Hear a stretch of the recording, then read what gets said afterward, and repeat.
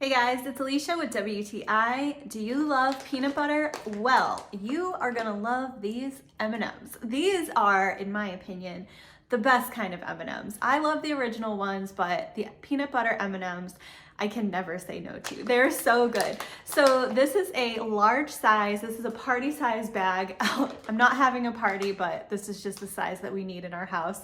They are so addictive.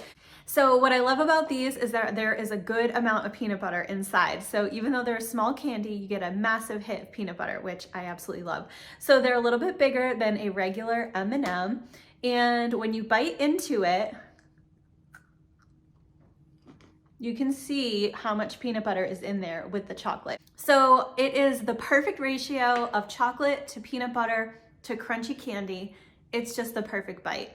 So if you are a peanut butter lover and you're looking for an awesome snack, I would definitely recommend peanut butter M&Ms. You really can't go wrong.